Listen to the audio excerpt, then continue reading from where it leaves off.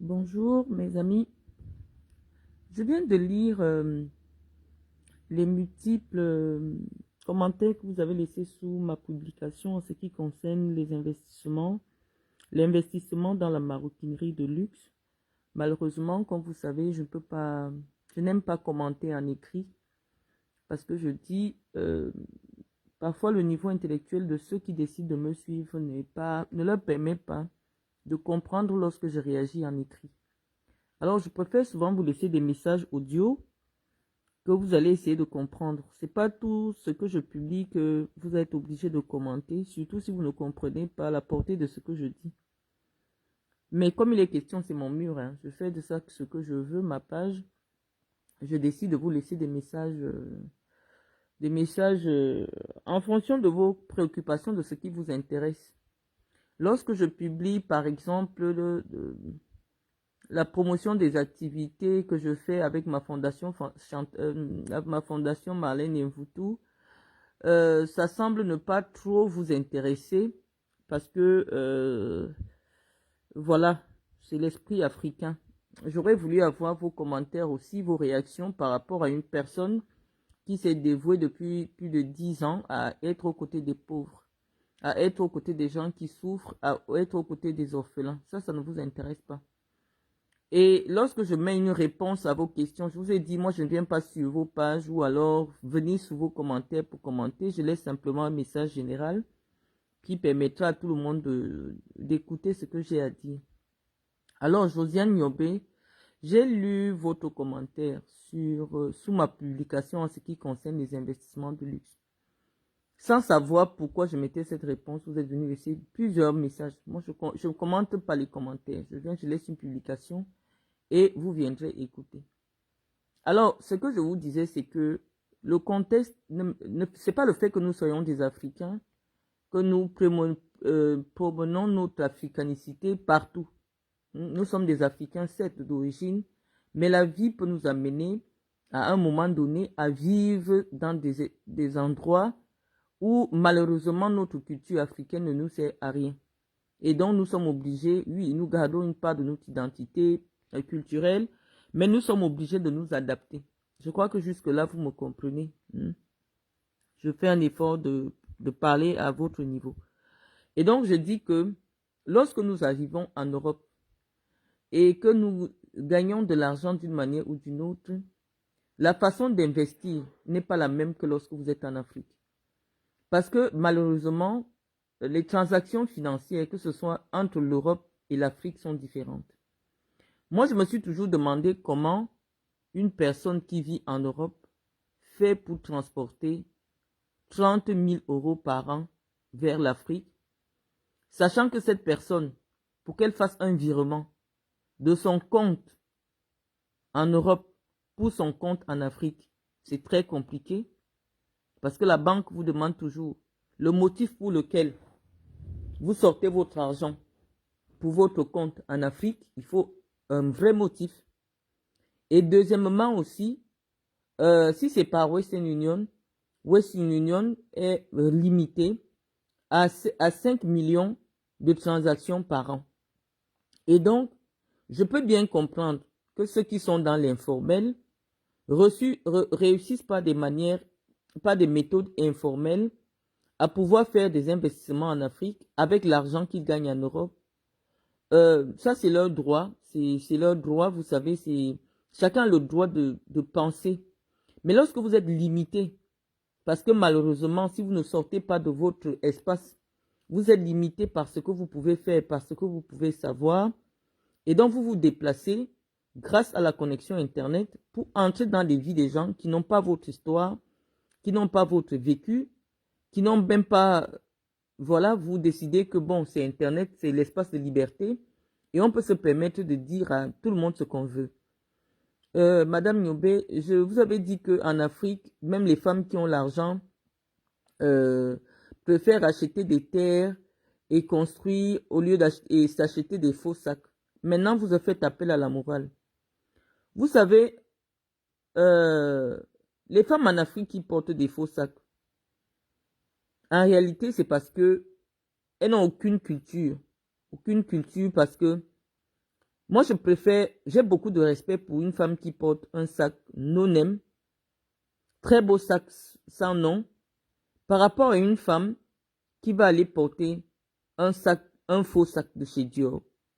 Parce que moralement, lorsqu'une personne porte un faux sac, c'est quelqu'un qui veut s'inventer une vie. C'est une personne qui veut s'inventer une vie qu'elle n'a pas.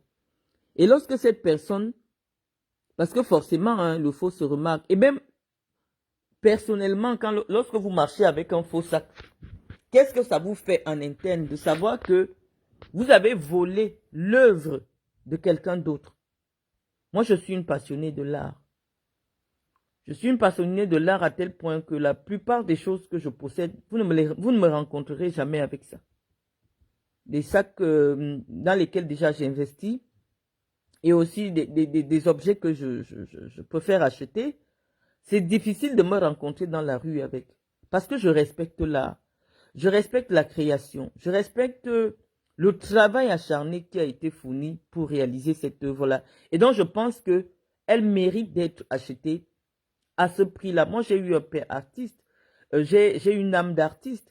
Donc, je ne pense pas que quelqu'un passe des nuits et des nuits à souffrir pour avoir sa propre création, qui va lui donner de l'argent pour vivre, pour faire prospérer son entreprise. Et vous décidez simplement d'aller acheter un faux parce que vous voulez faire croire que vous êtes capable d'acheter ce vrai-là. Je pense que moralement, ce n'est pas ce qui me correspond. Et donc, moi, je préfère ne pas encourager les femmes à porter des faux sacs, des fausses créations, des fausses créations, des créateurs de mode, et de se contenter de ce qu'elles peuvent acheter. Une qui préfère investir dans les terres au Cameroun, oui, c'est vrai que c'est une garantie. Mais l'immobilier au Cameroun ne vaut rien du tout. Parce que les prix de l'immobilier ne sont pas protégés au Cameroun comme ils sont protégés en Europe. En Europe, par exemple, vous ne pouvez pas acheter, vous ne pouvez pas vendre une maison que vous avez achetée à 200 000 euros, à 50, à 75 000 euros parce que vous avez des problèmes. L'immobilier est protégé. Or, au Cameroun, vous pouvez investir 200 millions pour construire votre maison et le jour que vous avez les problèmes, quelqu'un vient vous dire que j'ai 50 millions. Moi, j'ai vu des gens acheter autour de moi comme ça. C'est-à-dire que des gens, parce qu'ils se retrouvaient dans des problèmes, vendent leur maison en perdant. Or, si vous voulez faire une telle transaction, en Europe, on va vous dire que c'est du blanchiment d'argent, on va vous dire que c'est une transaction illégale et aucun notaire ne peut valider une telle transaction. C'est-à-dire que la loi en France protège les transactions immobilières. Si vous avez acheté votre maison à 200 millions, on ne peut pas accepter que vous la vendiez à 150 millions. Parce qu'on va dire que vous êtes en train de faire le faux. Vous allez rester avec votre maison jusqu'à trouver quelqu'un, trouver quelqu'un qui va l'acheter au prix. Je vais vous expliquer comment se passe l'achat d'une maison en Europe. Lorsque vous voulez acheter une maison en Europe, le notaire vous demande de trouver quelqu'un qui évalue le bien, ou le notaire lui-même vient avec la personne qui évalue le bien. Et les biens sont évalués en fonction de la valeur qu'a pris des maisons dans cet endroit-là. Parce que quand vous êtes par exemple dans un quartier comme Mvogada, on va vous dire que la mercuriale des maisons en Mvogada est peut-être de 10 000 le mètre carré. Et donc, vous ne pouvez pas vendre votre maison en Mvogada à moins de 10 000. Et en fonction de la durée de la construction, on va vous dire que si vous avez acheté votre maison en 2010, de 2010 à maintenant, ça fait 14 ans, chaque année, la maison a pris 2000 francs de valeur. Chaque année, à partir du moment de l'investissement, la maison a pris 2000. Et on calcule donc le nombre d'années et on vous dit que voilà la valeur réelle de votre maison. Et vous ne pouvez pas vendre en deçà, à moins de faire aussi une autre expertise pour prouver que votre maison a connu trop de dégâts. Il y a beaucoup de travaux à faire dessus. On évalue les travaux et on défalque l'argent sur la valeur du bien et on fixe le nouveau prix du bien. Donc, malheureusement, les transactions financières en Europe, les transactions immobilières en Europe ne sont pas hasardeuses. Ce n'est pas parce que vous voulez, que vous décidez que non, moi j'ai trop besoin d'argent, je vais vendre. Non, c'est pas comme ça. Donc, pour répondre à la femme qui m'a dit oui, les femmes préfèrent acheter le terrain. Non. Au Cameroun, le terrain, c'est une façon de garder l'argent. Mais je vous dis que lorsque vous gardez votre argent dans un terrain au Cameroun, malheureusement, le jour que vous voulez vendre, ce n'est pas encadré. La loi ne vous protège pas. Et en plus de cela, il y a une grosse difficulté aussi au Cameroun, c'est que l'assurance immobilière n'existe pas encore au Cameroun. Vous ne pouvez pas encore assurer votre maison au Cameroun. Ça signifie quoi? Vous finissez d'investir une maison sur peut-être 200 millions au Cameroun. Il y a un dégât des eaux. Ça veut dire que comme il y a les inondations à Yaoundé, l'eau entre dans votre maison, ça fissure les murs, ça casse tout dans votre maison. Vous allez perdre tout votre investissement. Parce que les assureurs au Cameroun, malheureusement, ne font pas encore des assurances habitation. Et donc, lorsque vous investissez dans un environnement, où vous n'avez aucune garantie, c'est un investissement à perte, c'est la loterie, comme j'expliquais dernièrement. C'est-à-dire que au Cameroun, vous construisez votre immeuble, vous mettez 400 millions. Et Néo, avec sa qualité d'électricité qui est tendancieuse, il y a incendie. Votre immeuble est par terre. Personne ne va vous rembourser les 400 millions. Personne ne vous remboursera les 400 millions que vous avez investis parce que, votre maison n'est pas... aucun assureur n'accepte d'assurer les maisons au Cameroun. Donc, vous voyez que c'est très compliqué. Pour quelqu'un qui a une certaine éducation financière, oui, ce sont des investissements, on appelle ça les investissements de cœur. Lorsque tu viens construire au Cameroun, c'est juste pour le cœur parce que tu es attaché au Cameroun. Mais ce n'est pas un investissement dans le sens où tu vas dire que oui, vraiment c'est de l'argent que je pourrais récupérer ou je pourrais transmettre à mes enfants intacts. Non, c'est un investissement de reconnaissance sociale ou alors un investissement d'utilité. C'est-à-dire que tu te dis oui, je vais vivre au Cameroun, j'investis 100 millions pour ma maison et puis bon, je vais vivre, c'est mon kiff, comme on dit. Je sacrifie 100 millions pour ma demeure du Cameroun. Mais je vous dis qu'en termes d'intelligence économique, pour quelqu'un qui réside en Europe, investir dans un bien d'habitation, c'est-à-dire ta maison que tu vas habiter au Cameroun pendant que tu es en France, ce n'est pas intéressant. Mais si tu veux investir dans l'immobilier de location, dans l'immobilier locatif, oui, on va te dire que un investissement locatif au Cameroun est plus rentable qu'un investissement locatif en France. Et je vais vous expliquer pourquoi. Par exemple, au Cameroun, pour construire un immeuble de peut-être 4 appartements qui vont te ramener peut-être 1 million, tu es obligé tu peux investir environ dans les 120 millions par là. Dans les 120 millions par là. Donc, tu récupères ton investissement peut-être au bout de 10 ans. Mais, pour acheter une maison en France que tu vas mettre en location et quelqu'un va te payer 1 million, tu dois investir peut-être dans les 400 millions par là. Parce que pour une maison qu'on va payer à 1500 euros, en France, il faut que l'investissement, tu investisses au minimum dans Et là, je ne parle même pas de Paris. Je prends par exemple les villes moyennes comme Nantes. Tu dois mettre environ dans les 600 000 euros. Donc, dans les 400 millions. Donc, oui, quelqu'un qui prend 120 millions, investit au Cameroun et fixe le prix de ses appartements à 250 000, fait 4 appartements, il a dépensé moins et il récolte le même argent que toi. Donc, voilà seulement à quel niveau l'investissement locatif au Cameroun est plus accessible et plus rentable au Cameroun. Voilà seulement à ce niveau-là. Mais le seul souci aussi qui se trouve au Cameroun, c'est que pour louer ta maison aux gens, tu ne peux pas demander les mêmes garanties qu'on demande par exemple en Europe. En Europe, par exemple, lorsque un bailleur veut louer la maison, il va vous demander d'avoir 3 bulletins de salaire. Les 3 bulletins de salaire, votre salaire doit être 3 fois le loyer, le prix de son loyer. Donc, si vous voulez louer un appartement de 250 000 au Cameroun, le bailleur va vous demander de venir avec la preuve que vous gagnez 750 000 francs le mois. Or, on constate que ceux qui louent les petits appartements de 250 000, généralement, c'est des jeunes filles, tu ne sais même pas ce qu'elle fait réellement dans la vie. Elle est là, elle a peut-être 2 gars qui l'aident à payer le loyer. Et donc, il n'y a aucune garantie qu'au bout de 2 ans, ton loyer sera toujours payé.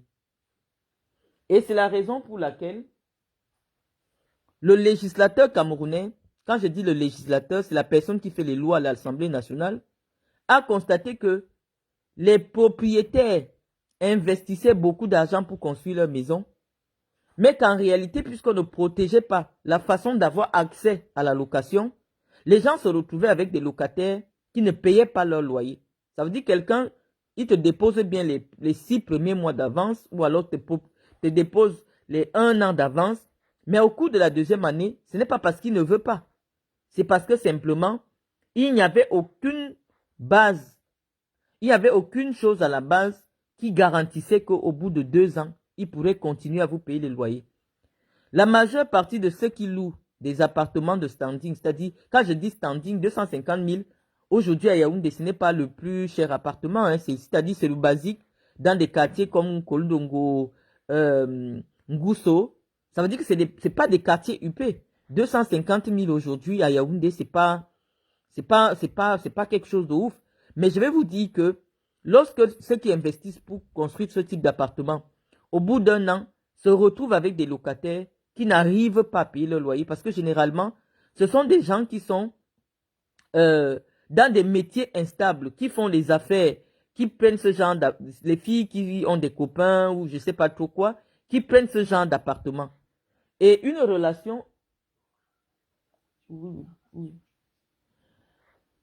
Et une relation amoureuse n'est pas une garantie qu'elle va durer pour toujours et que vous pourrez toujours payer votre loyer. Ça veut dire qu'à un moment donné, malheureusement, ces loyers ne sont pas payés. Donc, oui, vous avez investi votre argent, 120 millions, pour construire votre immeuble. Mais au bout de 2 ans, vos locataires, vous êtes derrière eux pour qu'ils vous payent le loyer. Donc, vous comprenez que malheureusement, vous avez investi à perte. Et vous vous retrouvez plutôt au tribunal parce que aujourd'hui, le Cameroun, c'est le seul pays où quelqu'un peut être condamné, quelqu'un peut aller en prison pour payer loyer impayé. Donc, parce que le législateur camerounais a dit, on n'a pas une autre solution que de pénaliser le non-paiement des loyers. Donc, une façon de vous expliquer que c'était déjà un problème grave. Mais à la base, au lieu que le législateur camerounais passe directement à la pénalisation de l'infraction de filouterie, il devait exiger qu'il y ait un certain nombre de garanties avant l'accès à la location. Mais comment on sait que c'est impossible? Au Cameroun, trouver quelqu'un qui gagne 750 000 en CDI, parce que ici en France, pour que le bailleur accepte vous louer, vous venez avec votre CDI, c'est-à-dire le contrat à durée indéterminée. Le contrat à vie, le contrat de travail à vie. Le contrat de travail jusqu'à ce que vous partiez à la retraite. Quand je dis à vie, c'est un peu exagéré. Mais je suis obligé de parler dans des thèmes. Je suis obligé de parler dans des thèmes que vous comprenez facilement. C'est-à-dire que en France, pour que quelqu'un te loue une maison, quelle que soit la location, tu dois lui présenter un contrat de travail à durée indéterminée et comment tu appelles ça? Et ton salaire doit représenter 3 fois le prix de son loyer. Donc, c'est ça que je suis en train de tenter de vous expliquer que c'est vrai pour l'investissement immobilier. Aujourd'hui, au Cameroun, c'est une forme de reconnaissance sociale. Oui, telle personne a construit, telle personne a construit. Mais pour des gens qui résident en Europe, c'est surtout un investissement de cœur. Pour te dire que oui, l'espace que je peux m'offrir au Cameroun, parce que les gens ici vivent dans des petits espaces, parce que le mètre carré coûte extrêmement cher. L'ambition de tout Camerounais est de prendre sa retraite 60 ans et de venir vivre au Cameroun en ayant un petit jardin, en ayant des dépendances, et donc nombreux parmi les gens qui vivent en Europe investissent dans des maisons qu'ils viendront habiter à 60 ans. Mais lorsque tu as 30 ans, tu commences à investir seulement au Cameroun pour la maison que tu vas occuper dans 30 ans. Ce n'est pas un investissement intelligent. Je pense qu'on doit commencer à investir pour sa maison de retraite à partir de 50 ans. Lorsque tu as 50 ans, tu te donnes 10 ans pour terminer ta maison de la retraite. Mais si tu n'as pas 50 ans, ça ne sert à rien de commencer à investir pour une maison que tu vas utiliser dans 30 ans. Ça n'a pas de sens.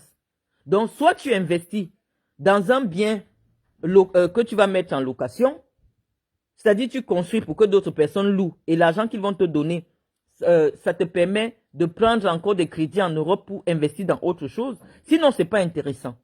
Et donc, moi, ce que je conseille aux gens, c'est d'avoir, quand tu as l'argent en Europe, mets dans les différents comptes d'épargne. Il y a des comptes d'épargne ici, comme par exemple le plan épargne logement, qui a un taux de rentabilité très intéressant. C'est des choses que vous ne savez pas là-bas au Cameroun parce que malheureusement, ce sont des produits bancaires qui ne sont pas proposés au Cameroun. Je vais vous prendre un exemple.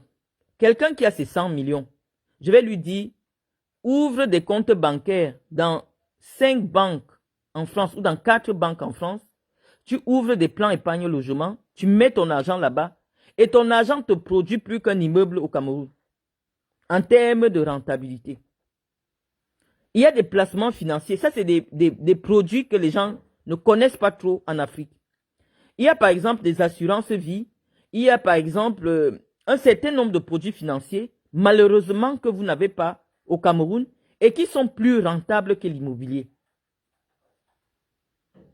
Donc, vous êtes focalisé parce que vous avez des vues de l'Afrique et une vue limitante parce que, malheureusement, ceux qui viennent prendre la parole pour essayer de vous éduquer sur les réseaux sociaux n'appartiennent pas à des milieux réservés parce que ceux qui sont dans les milieux réservés n'aiment pas venir prendre la parole sur les réseaux sociaux pour vous apporter une certaine éducation financière. Lorsque quelqu'un au Cameroun, je vais vous dire par exemple, moi je suis au Cameroun, si j'ai 1 milliard, parce que les comptes au Cameroun sont plus rémunérés que les livrets A français. Ça, les gens, ils ne savent pas. Je préfère mettre mon argent, 1 milliard, à la Société Générale au Cameroun, sachant que ça va me rapporter peut-être 100 millions par an.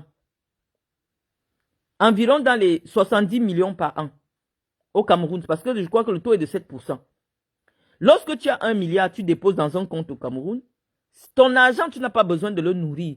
Tu n'as pas besoin de courir derrière un locataire. Tu n'as pas besoin de courir. Tu peux acheter 100 taxis. Les gars, ils conduisent le taxi 2-3 mois, ils te versent l'argent. Au bout du 4e mois, ils te disent que oh, j'ai eu la panne. Oh, les policiers m'ont arrêté. Ton investissement part dans l'eau. Et si tu as la malchance, on vole même, tu ne vois plus tes voitures.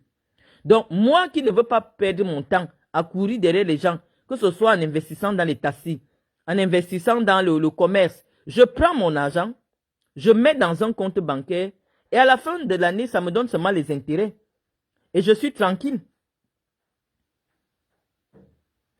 Voilà Cyber Ops qui dit qu'en Europe de l'Est, les banques vont jusqu'à 15%. Vous ne connaissez pas les placements financiers. Vous ne savez rien de rien. L'immobilier au Cameroun, je vous assure, ce n'est pas intéressant pour quelqu'un qui a d'autres possibilités.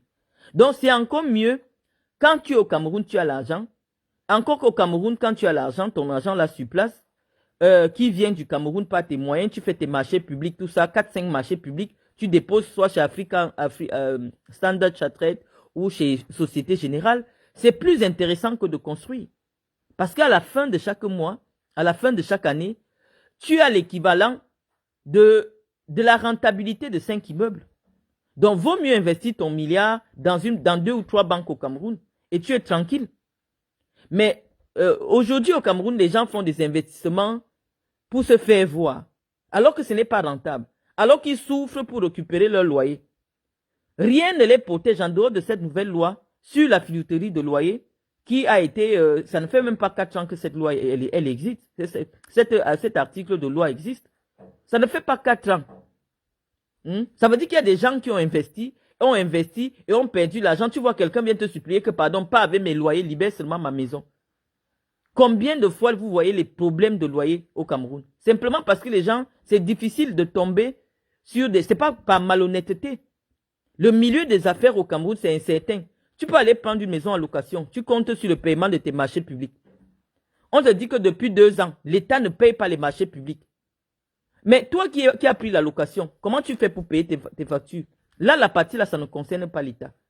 Et même au Cameroun, il n'y a pas une assurance pour les bailleurs. Parce qu'en France, ce que vous ne savez pas, les bailleurs en France ont une assurance. Que si jamais au bout de 3 mois, ton locataire ne paye pas ton loyer, avec le commandement à payer, tu saisis ton assureur et ton assureur te verse les loyers qui ont été impayés. Il y a une assurance sur les locations que les bailleurs prennent auprès des assureurs pour que si jamais ces loyers ne sont pas payés, que l'assureur puisse payer. Donc, il y a un certain nombre de garanties en Europe que malheureusement au Cameroun, encore, il n'y en a pas. Donc, vous ne pouvez pas venir sur la page de quelqu'un qui vit en Europe, lui proposer des investissements pour quelqu'un qui est en Afrique. C'est les mots de tête. Je vous dis, j'ai essayé. Le chantier que j'ai commencé à faire en Gousso, bon, les gens, des membres de ma famille, je parle sur cette page parce que je sais que ce sont ceux qui me connaissent vraiment qui sont sur ma page. J'ai acheté un terrain de 1000 mètres carrés en Gousso en 2008. J'avais 26 ans. Je vivais en Europe. J'avais le chantier au Cameroun. Comme j'avais un compte au Crédit Lyonnais, à l'agence de Mokolo, j'ai laissé les procurations à l'une de mes sœurs de s'occuper de construire ma maison. Mes tantes sont ici sur ma page. Quand je parle ici sur cette page-ci, je ne peux pas dire quelque chose qui n'est pas vrai parce que ce sont des gens qui connaissent mon histoire qui sont sur ma page. Je vous assure que si j'ai dépensé moins, je ne peux pas dire que j'ai dépensé moins de 30 millions. Je vous dis dans la construction. Le jour que j'arrive au Cameroun, j'ai trouvé, on avait bien creusé les fondations, hein, mais j'ai trouvé un demi-mur. On me dit que j'ai choisi un plan compliqué. Mes tantes sont ici, les petites sœurs de ma mère. Ma mère même écoute le direct ici. C'est ma mère qui me dit que, mais comment tu peux avoir un chantier? Toi-même, tu n'es pas là, tu confies aux gens au Cameroun de gérer.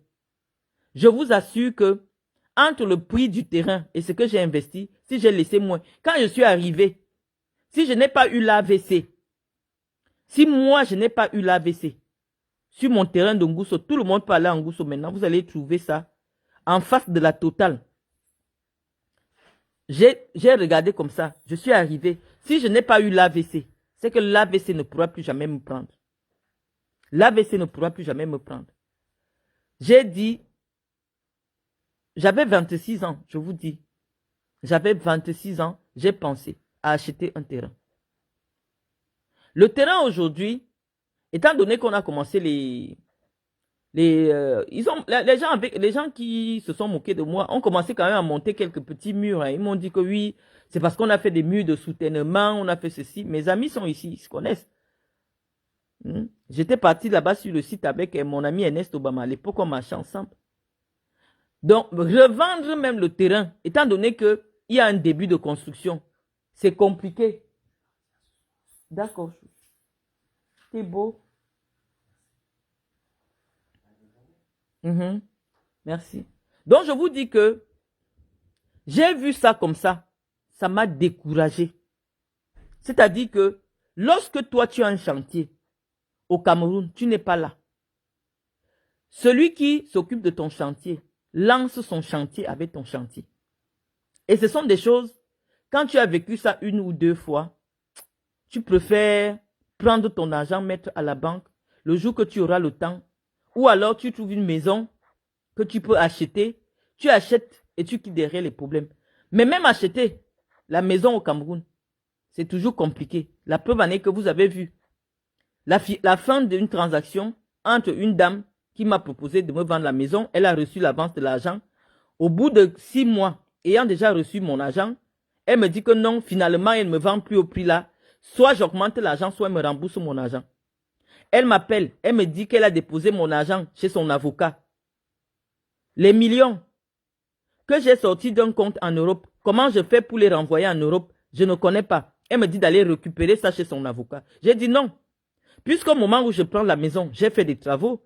Les travaux m'ont coûté 12 millions. Donc si tu veux me rembourser, tu ne peux pas me rembourser l'argent exact que je t'ai donné. Tu dois me rembourser en tenant compte de l'argent que je t'ai donné pour faire les travaux. Elle a dit non. On est parti dans un premier tribunal, le tribunal de grande instance en matière civile. On a dit qu'elle doit me rembourser. Maintenant, on fait appel de la décision. Elle court dit qu'en tout cas, sa maison est en location. D'ailleurs, même sa maison est en location, elle va au tribunal des Kounou. Vous avez vu toute la scène sur Internet où désormais elle nous accuse d'être les locataires de sa maison. Heureusement que la décision de justice est sortie en disant qu'elle est condamnée parce qu'elle a menti. Mais vous devez comprendre qu'il n'y a aucune garantie dans les transactions immobilières au Cameroun. Quel que soit l'immobilier au Cameroun, c'est une question de chance. Pour construire au Cameroun, tu dois te lever toi-même. Tu te lèves toi-même, tu pars t'asseoir au Cameroun. Ou alors tu décides que tous les 3 mois, comme j'ai vu ma mère faire pour ce qui est de la construction de ses maisons à soi, bon, elle n'a pas mon âge. Ma mère n'est pas en activité professionnelle, donc elle peut souvent se lever, aller passer 3 mois au Cameroun. Pendant les 3 mois, elle suivait ses travaux. Pendant les 3 mois, elle suivait ses travaux. Là, pour la transaction immobilière que j'ai fait avec la dame là, j'ai passé 2 ans au tribunal. Et les 2 ans au tribunal, j'étais au Cameroun. 2 ans, on a passé au tribunal. Donc, c'est beaucoup de temps perdu pour rien. Il faut décider, par exemple, que je m'en vais surveiller mon chantier au Cameroun. J'ai 55 ans, je peux prendre une retraite anticipée. J'ai déjà acheté en France. Je m'en vais prendre une retraite anticipée à 55 ans. Je reste au Cameroun pendant 2 ans. Quand il y a l'argent, construire une maison, ça ne prend pas plus d'un an. Hein. Lorsque tu viens avec tout ton matériel, tout, l'argent est posé. Au bout de 7 mois, je crois que la construction elle est terminée. Ça ne prend pas beaucoup de temps. Ceux qui lancent les chantiers pendant 10 ans, à un moment donné, tu vas constater qu'il y a l'humidité dans ta maison parce que pendant longtemps, les papins ont pris de l'eau. Donc, la meilleure façon de construire, c'est de lancer le chantier et de le terminer une fois.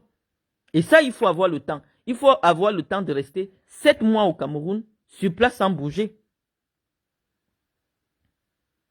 Donc, c'est ça que je tente de vous expliquer. Maintenant, pour revenir à l'investissement sur la maroquinerie de luxe, je vous ai dit que en France, par exemple, pour acheter un appartement, l'État te demande de prouver où tu viens avec, tu sors avec l'argent. On ne peut pas accepter que tu achètes une maison en France, même si tu as 1 milliard sous ton lit. Même si tu as 10 milliards au Cameroun, ou dans un compte au Luxembourg, ou je ne sais pas où, pour que tu achètes un bien immobilier en France, tu dois justifier où tu prends l'argent. Sinon, la banque n'accepte pas la transaction. Donc, qu'est-ce que d'autres personnes font souvent? Tu as ta carte de ton compte bancaire, soit au Cameroun, soit au Luxembourg, soit aux États-Unis, je ne sais pas où. Tu vas dans une maison de luxe, tu achètes un sac, tu achètes ton sac, tu le gardes, et la valeur de ton sac, lorsque tu le revends, en termes de plus-value, ça rapporte plus que l'immobilier. Hein? Parce que si tu peux garder un sac 10 ans, il y a des gens qui ont acheté par exemple le Speedy chez Louis Vuitton, à l'époque, quand il coûtait 600 €, aujourd'hui ce Speedy vaut 2200 €. Donc en très peu de temps, le Speedy a pris de la valeur. Hein? Le Speedy a pris de la valeur et quand tu le revends, tu gagnes de l'argent. Donc il y a des gens qui préfèrent, pour pouvoir garantir de l'argent qu'ils ont d'une manière ou d'une autre, ils investissent dans les bijoux, ils investissent dans les sacs, ils investissent dans les montres. Si par exemple tu as un show qui te donne 10 000 €, les 10 000 € en France, tu ne peux pas les mettre dans le compte bancaire. Ton banquier ne va pas accepter de les garder. Ça, vous ne savez pas. Lorsque vous avez un gars ici, il est joueur de foot, il est ceci, il vous donne l'argent, 15 000 €. Soit vous gardez cet argent sous votre lit et avoir le risque qu'on va le voler, soit vous partez acheter une parure chez Van Cleef, vous gardez votre parure et à tout moment, votre parure elle prend de la valeur parce que c'est de l'or, c'est du diamant. Mais vous ne pouvez pas mettre l'argent qu'un show vous a donné dans un compte en Europe. C'est interdit. Dès que vous mettez, on bloque votre compte. En Europe, tout argent qui entre dans un compte bancaire, le banquier doit savoir d'où ça vient. Vous ne pouvez pas faire un marché public au Cameroun. Et on ne connaît pas votre activité du Cameroun en France. Et on vous paye peut-être 200 millions au Cameroun. Et vous venez investir en France. Non, le banquier ne va pas accepter de prendre votre argent. Le banquier ne va pas accepter. Maureen l'Africaine, tu n'as jamais acheté un sac de luxe. Tu n'as jamais eu de l'immobilier. Mais tu viens me dire que c'est faux ce que je dis. Parce que tu veux intervenir dans mon direct. Ceux qui veulent prendre la parole sur mon mur, si je vous ai dit, ça c'est pas le mur de la politique. Parce que mes amis qui sont sur mon autre mur ont dit qu'ils ne veulent plus les débats des sacs, les débats des machins. Maureen, si tu veux prendre la parole, appelle-moi, tu prends la parole. Je dis, vous avez désormais réduit votre illettrisme derrière un mot. Mythomanie. C'est faux. Tu mens. Venez, tu prends la parole. Parce que moi, je te dis que les gens qui m'écoutent et qui continuent à m'écouter, c'est des gens qui ont un certain niveau intellectuel. Si tu n'as pas le niveau intellectuel le même que le mien, tu ne peux pas comprendre ce que je dis. Donc, je vais te proposer. Il y a des Camerounais qui sont en ligne qui écoutent. Envoie la demande, tu t'exprimes et tu expliques aux Camerounais. Parce que je pense que si tu t'es branché à ce direct, c'est parce que ce que je dis te concerne. Parce que tu n'es pas abonné à ma page. Donc, viens, tu appelles. Je vais prendre les appels. Maureen, envoie l'appel. Parce que toi, tu me cherches, je ne sais pas ce que tu cherches derrière moi.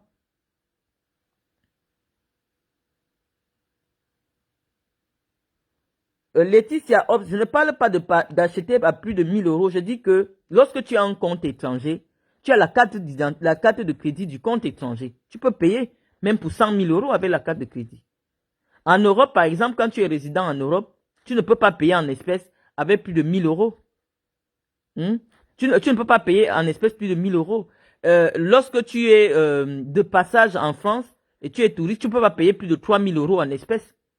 Mais je te dis que si tu as une carte de crédit, donc compte au Luxembourg, au Nigeria, en Guinée équatoriale, je ne sais pas où, tu peux payer dans un magasin avec ta carte de crédit liée à ce compte bancaire-là. Donc, j'attends que Maureen prenne la parole avant que je continue mon direct.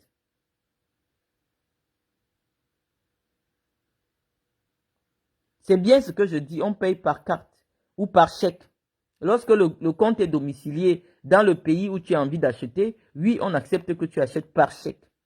Donc, les moyens de paiement dans les maisons de création, c'est chez les grands créateurs pour des achats élevés, ça se fait avec la carte de crédit. Donc,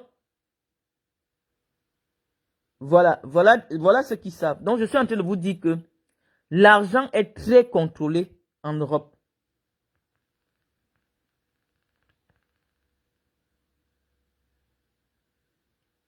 Donc, je suis en train de vous expliquer que lorsque moi, j'investis dans un sac, je n'investis pas dans un sac pour qu'on me voit avec un sac, puisque tout le monde vous a toujours dit que si vous me rencontrez, je n'ai ni boucle d'oreille, ni maquillage, ni perruque, ni rien. Donc, je n'investis pas dans le luxe pour me faire voir, non. J'investis parce que parfois, lorsque je peux avoir un bénéfice sur quelque chose, c'est ma façon de garder mon argent. Et puis de temps en temps, quand je vais dans des milieux qui correspondent à mon statut social, je m'habille avec les articles de mon milieu social. Mais dans la rue, pour aller acheter les plantains, dans les marchés africains, là, non, je ne peux pas apporter un sac de luxe. Ça n'a pas de sens.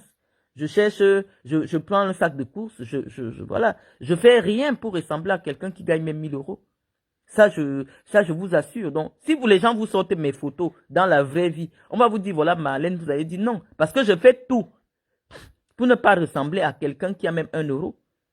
Donc, entre ce que vous décrivez de moi sur les réseaux sociaux et ceux qui me connaissent en vrai, ils vont vous dire que c'est deux personnes différentes. Vous avez des photos de moi en situation dans le cadre de mes activités professionnelles, dans le cadre de mes activités humanitaires. Mais dans la vie de tous les jours, non, je ne m'affuble pas de luxe. Or, des articles de luxe, j'en ai tellement. Mais c'est difficile de me rencontrer dans la rue parce que je sais que je porte des choses qui ont une valeur. C'est difficile même de me rencontrer en France.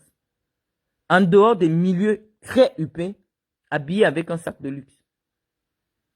Donc, je ne le fais pas pour éblouir les yeux de qui que ce soit. Donc, celle qui est venue dire, Madame Nyobe, qui disait que les femmes au Cameroun peuvent acheter les faux sacs. Moi, je ne respecte pas une femme qui met un faux sac. Je respecte une femme qui met un très beau sac, no-name, très beau sac. Et même, je respecte toutes les femmes qui sont dans le quiet luxury. Parce que même dans les marques, même chez Louis Vuitton que vous voyez là, chez Dior et chez Chanel, il y a des créations où Dior ne va pas mettre la marque en extérieur. Ça, c'est réservé pour les ultra riches. Parce que les ultra riches sont gênés lorsqu'on peut deviner le prix de ce qu'ils portent en extérieur. Mais comme ils ont des moyens de pouvoir s'offrir un certain nombre d'articles, les maisons de haute couture, les grands joailliers et tout ça, fabriquent une ligne pour les ultra riches. Et cette ligne-là, elle n'a pas de logo trop visible à l'extérieur. Il faut vraiment s'y connaître pour savoir que actuellement cette personne porte une parure Van Cleef à 200 000 euros. Par exemple, actuellement là, comme la collection Alhambra de Van Cleef est très connue, c'est très difficile de me voir en photo avec quelque chose de la collection Alhambra. Je ne la mets pas. Je ne peux pas mettre ça. Je mets peut-être des boucles en fleurs de chez Van Cleef parce que je peux la porter. Personne ne peut vous dire que c'est du Van Cleef. Personne ne peut vous dire. Mais la collection Alhambra de Van Cleef a été tellement vulgarisée au point où aujourd'hui elle est copie. Et tellement il y a des copies que ça prête à confusion. Vous voyez maintenant toutes les jeunes filles au Cameroun, elle fait la vidéo, elle porte des bracelets Alhambra de Van Cleef. Des bracelets à la base qui coûtent 6 500 euros. Vous les voyez avec ça, vous vous demandez, elle a fait comment pour les acheter. Mais parce qu'aujourd'hui, elle est faux. Et donc, pour ne pas être dans la confusion, si j'ai une parure Alhambra, je ne la porte plus. Je porte les parures, non seulement qui ne sont pas connues, mais voilà, qui ne circulent pas encore dans les faux, que personne ne porte encore. Parce que les gens qui copient les marques, lorsqu'ils remarquent que quelque chose est à la mode, c'est là qu'ils partent faire le faux.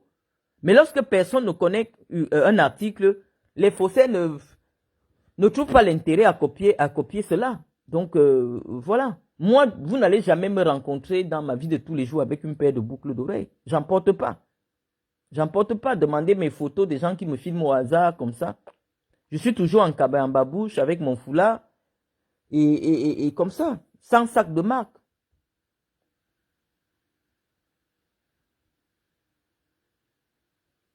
Fantomas Tarzan, vous êtes en Europe, avez-vous vu, tu as déjà vu quel richissime même, qu'est-ce que vous savez de... je n'aime pas avoir certains débats avec vous. Je vois qu'il y a Maureen qui est déjà là. J'ai dit, malheureusement, j'ai arrêté de répondre aux Maureen l'africaine et tout ça parce que je vous ai dit que, étant donné que dès que vous déposez une plainte en Europe, les enquêteurs se branchent sur votre page Facebook. Et ils se branchent, surtout pour la cybercriminalité, et ils se branchent sur la page de la personne que vous avez porté plainte. Donc, à l'heure actuelle, la seule chose que je peux vous dire, c'est que sur la plainte de M. Gaëtan Joly, il a bien dit, il a bien indiqué avec toutes les preuves quelle est sa profession. Il a bien donné ses bulletins de salaire pour montrer que ceux qui sont diffusés ne sont pas les siens. Et nous laissons la procédure suivre son cours. L'excuse selon laquelle c'est moi qui aurais diffusé les documents de mon mari, ça ne peut pas tenir parce que moi, je n'ai jamais eu accès à ce type de documents, les documents qui ont été publiés par la Kikinette. Je n'ai jamais eu accès à ces documents-là. Et ni moi, ni mon époux n'a eu accès à ces documents.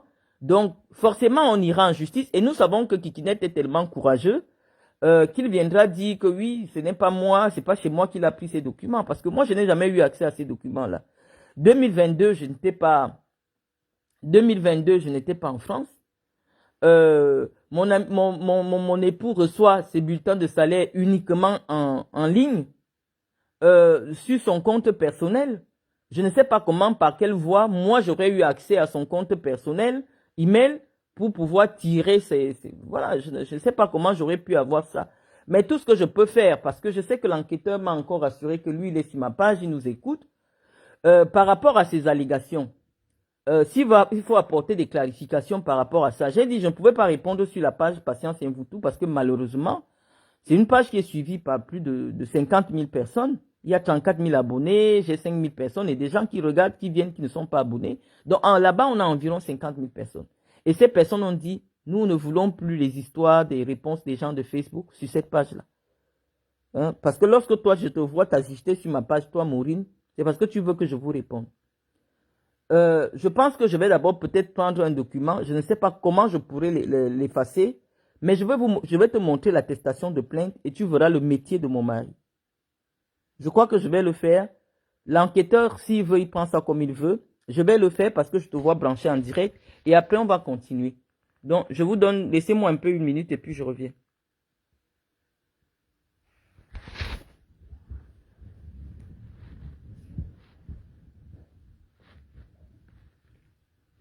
Je reviens, hein. Ne vous inquiétez pas.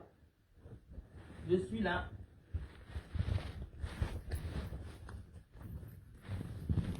Une procédure en justice, vous ne pouvez pas continuer à insulter ou à répondre à quelqu'un à qui vous avez déjà porté plainte. Ce sera comme si vous avez décidé de vous faire justice vous-même. Vous avez décidé de vous faire justice. Car lorsque vous avez déjà déposé la plainte, vous attendez tout simplement l'issue de la plainte. Parce qu'on sait que ce sera trop facile pour la personne de dire oui, je ne sais pas où j'ai pris ces documents. Voilà. La plainte sur la cybercriminalité, ça c'est autre chose. Je vous lis, hein.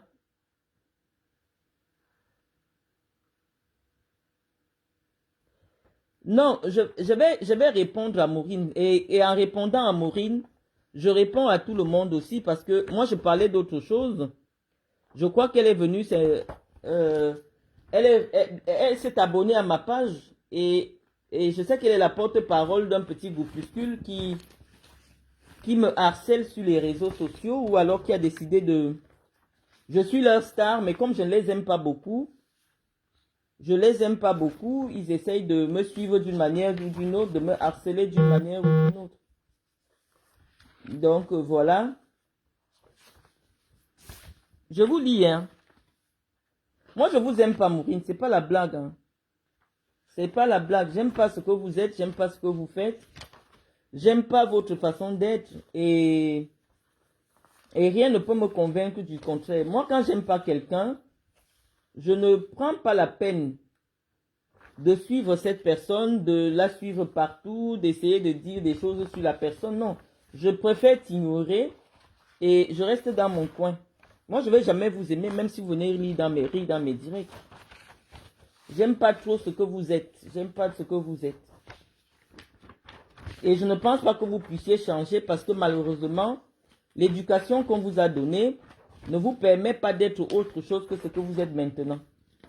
Donc oui, malheureusement, vous serez ce que vous êtes et des gens comme moi ne vont jamais aimer ce que vous êtes. Je pense que c'est aussi notre droit de ne pas aimer ce que vous êtes.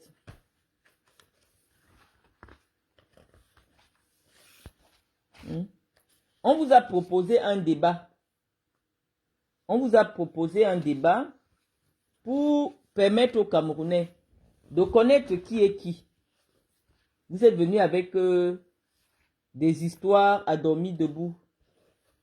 Et comme nous, on est déjà en procédure pénale, malheureusement, notre capacité à réagir est désormais limitée, puisque le juge va nous dire, si vous répondez à cette personne, ça veut dire que vous décidez de vous faire justice. Et pourquoi vous venez encore vers moi si vous avez décidé de vous faire justice? Donc vous comprenez que c'est assez complexe. C'est assez complexe. Je lis votre question, hein.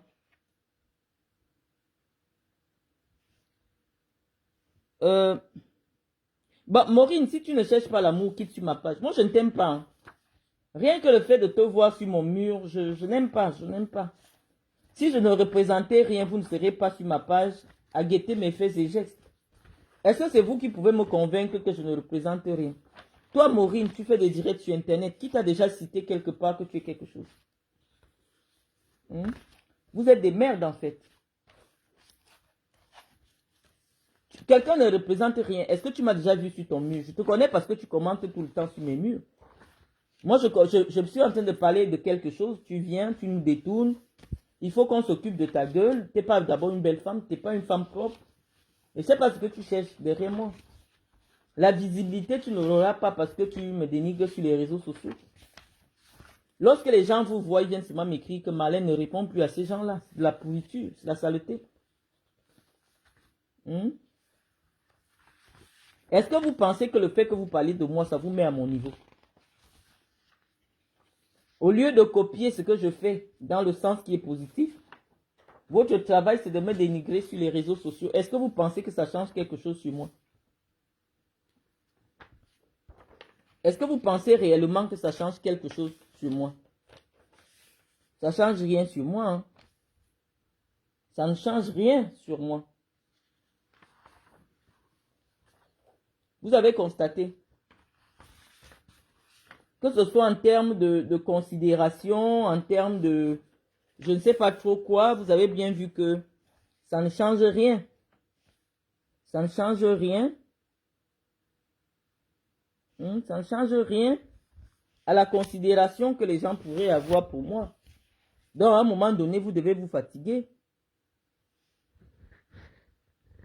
À un moment donné, vous devez vous fatiguer. Donc là, je pense que j'ai essayé au maximum.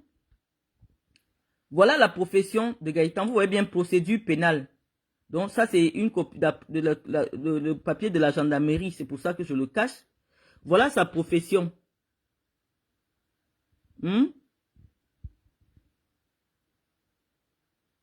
Pourquoi elle veut que je la fabrique? Elle veut que je la fabrique, pourquoi?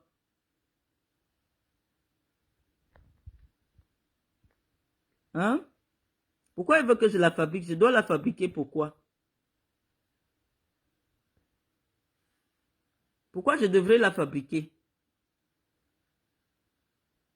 Attends, je prends quelqu'un là.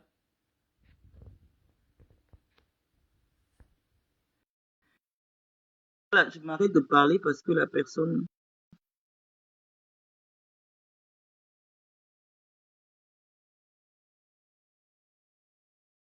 Je suis en train d'ajouter la personne. Hein. Voilà, on n'a pas pu prendre la personne. Donc, Maureen, je pense que l'écran, peut-être nous fait défaut. Malheureusement, on n'a pas pu avoir la personne. Donc, tu penses que le fait que vous fassiez des directs pour dire que mon mari est serveur, ça va changer quoi sur ce qu'il est? Vous pensez réellement que si vous dites que mon mari est un serveur chez McDonald's, ça va changer quoi à sa profession? Ça va changer quoi à son salaire?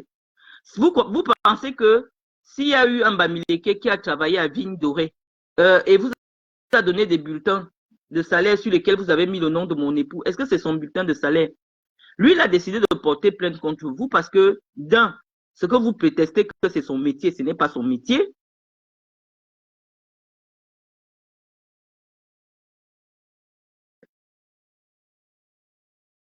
Hein? Ce n'est pas son métier. Et voilà. Moi, je vous ai dit, le débat sur mon époux, je ne le fais plus. Je pense qu'il a fait ce qu'il faut faire à son niveau. L'écran, je ne sais pas, l'écran est un peu flou. Mais on a suffisamment lu. Maureen, si tu travailles pour McDonald's, c'est très bien. Je vais te montrer un produit que je suis en train de développer actuellement pour le merchandising de McDonald's. Je vais te montrer ce que moi je fais pour McDonald's. Moi, je travaille pour McDonald's aussi. Voici un produit que je suis en train de concevoir en termes de merchandising. Regarde, c'est des vernis McDonald's. Tu as vu? Des vernis pour femmes McDonald's. Tu as vu ce que je propose? Est-ce que tu as vu? Moi aussi, je travaille pour McDonald's. Je conçois des éléments de merchandising. J'envoie. Voici par exemple le vernis McDonald's. Tu as vu, non? Vernis à ongles, McDonald's. Hmm? Je vais envoyer à la fabrication plusieurs. Je livre à mon client qui demande des éléments publicitaires. Tu as vu? Même moi, je travaille avec McDonald's. Même mon vernis, c'est McDonald's. Hmm?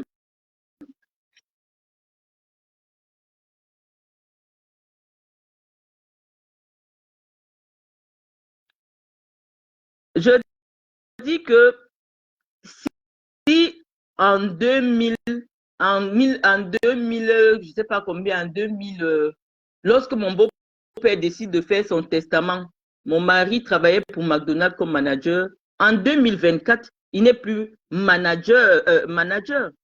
Moi, il y a 10 ans, j'étais assistante de direction à la CRTV. Mais mon métier actuellement n'est pas assistante de direction à la CRTV. Hmm? Donc, vous n'allez pas dire que parce que quelqu'un travaillait, hein, quelqu'un travaillait quelque part et occupait ce poste il y a 2 ans ou 3 ans, c'est le même poste que la personne occupe aujourd'hui. Donc, est-ce que ça a une logique? Vous êtes très stupides, vous, les gens des réseaux sociaux, là. Hein? Tu peux avoir un document de moi. Lorsque j'ai accouché ma fille Cynthia, sur l'acte de naissance de ma fille Cynthia, ma profession, c'est élève. Mais lorsque j'accouche Océane, ma profession, c'est cadre commercial. Donc, si tu as un document qui dit que mon mari est manager McDonald's, cherche à savoir à quel moment le document a été fait. Lorsque quelqu'un fait son testament, son enfant est élève. Donc, si tu avais vu profession élève et tu allais dire qu'aujourd'hui, mon mari est élève, ça n'a pas de sens. Ça n'a pas de sens.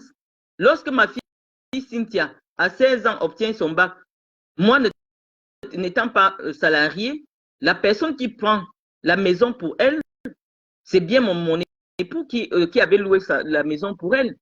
Et donc, si mon époux donne ses papiers pour prendre la maison à mon enfant, ça signifie que c'est mon époux qui habite cette maison. Or, vous ne savez pas que quelqu'un qui est mineur en France ne peut pas prendre la location à son nom. Pourquoi à tous les points je dois venir m'expliquer avec vous? Parce que comme vous ne savez pas, vous ne connaissez pas, vous êtes en train de dire que oui, c'est du mytho. Mon mari tombe sur moi, j'ai des enfants. Mon enfant doit aller à une formation ou à une école à près de 50 km de là où je vis. Bah, pour louer la maison, elle a 16 ans, elle a 17 ans.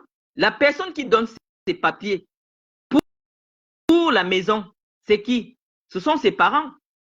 Et c'est son parent qui est salarié, puisqu'on demande 3 fiches de salaire. C'est son parent qui est salarié qui fournit les papiers. Et donc, le contrat est au nom de qui? Le contrat est au nom du parent.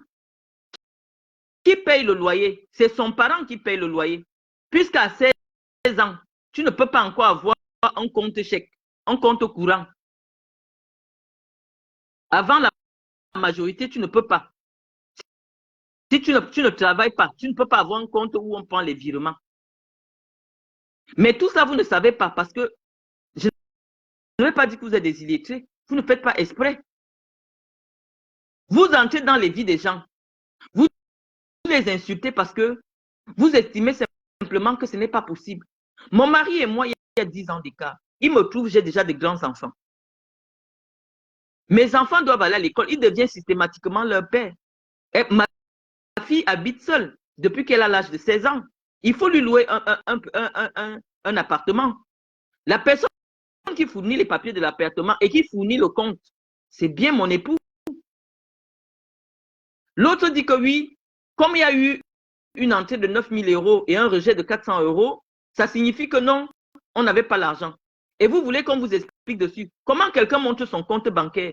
Le même jour, il y a virement 9 000 €. Le même jour, la banque rejette un paiement de 400 €. Et vous dites que non, on ne pouvait pas payer. Ça signifie simplement que la banque n'a pas été autorisée à prélever cet argent. Tu ne peux pas avoir 9 000 € le même jour et la banque refuse de payer 400 € et quelqu'un s'assoit sur Internet pour vous expliquer que ça signifie qu'on n'avait pas l'argent pour payer. Mais Est-ce qu'on va courir derrière toutes les bêtises que vous racontez? On laisse seulement le soin à l'intelligence de tout un chacun de savoir faire la part des choses. Moi, j'ai fait un doctorat en administration des affaires.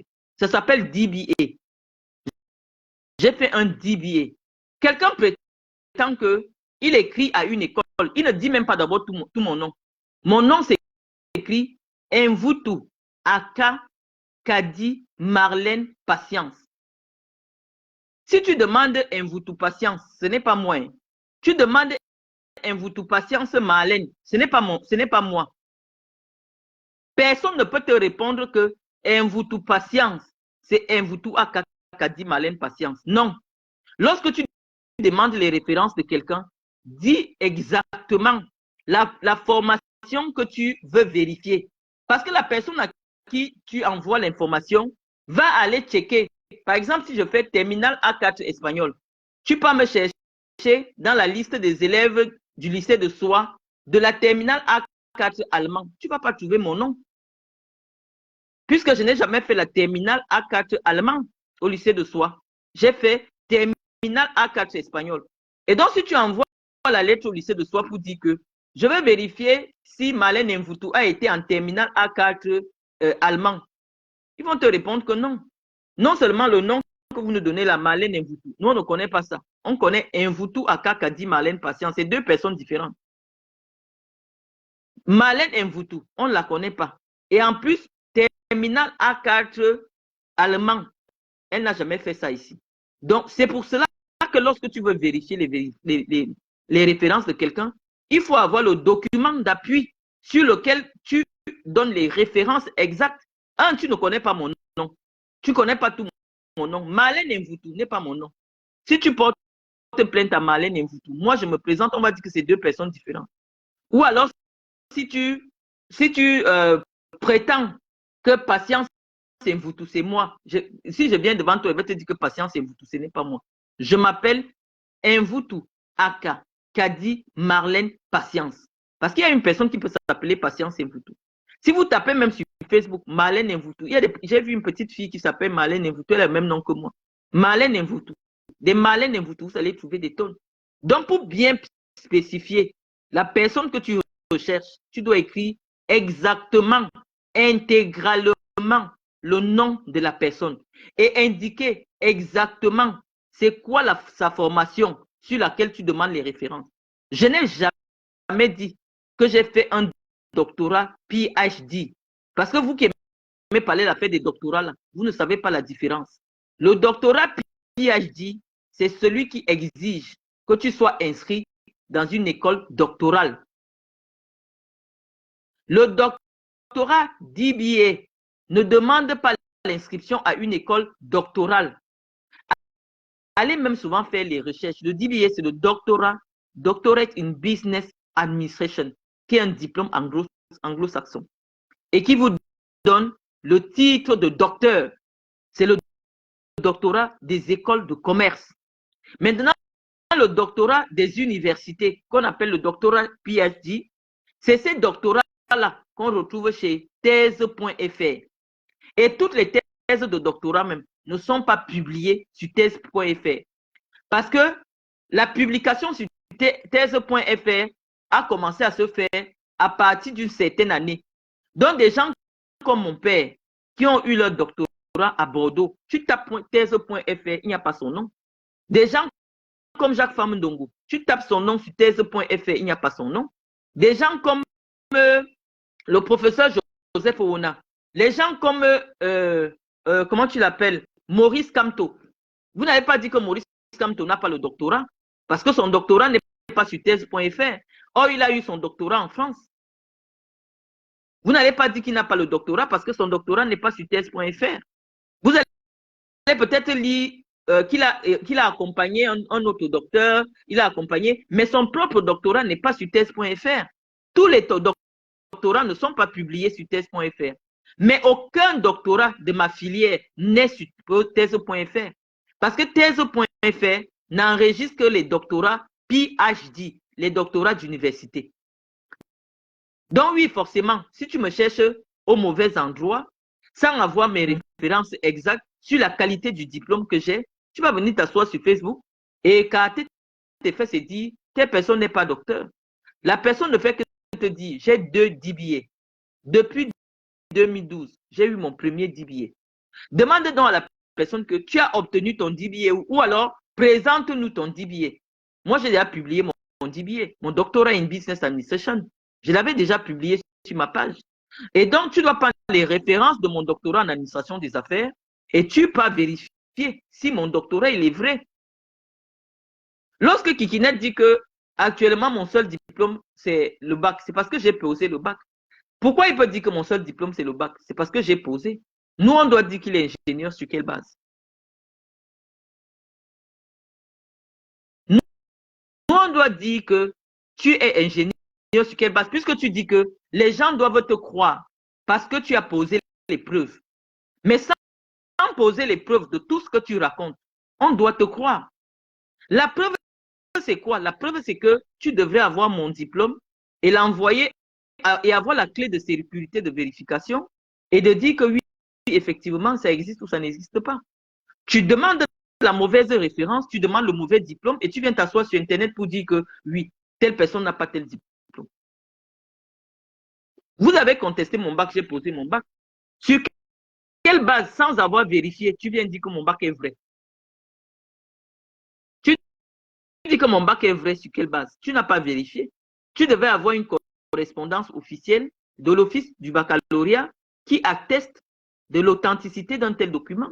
Tu te fondes sur quoi pour dire que mon bac est vrai? Et donc, comme c'est mon bac, ça veut dire que je n'ai que le bac. Nous, on a bien voulu continuer ce débat avec vous, Maureen.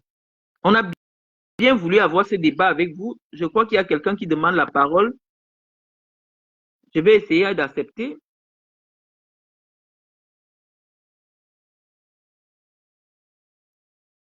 Allô?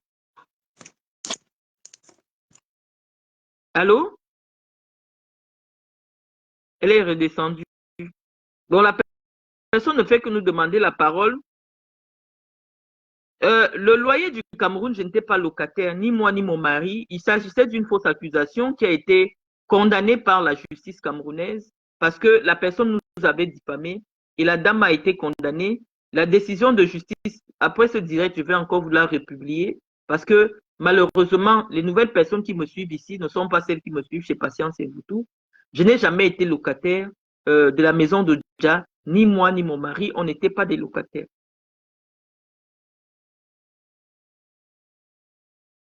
Moi, je pense que tous ceux qui viennent m'attaquer, vous refusez de donner l'opportunité aux Camerounais de vérifier, d'être convaincus entre vous et moi qui est dans le vrai.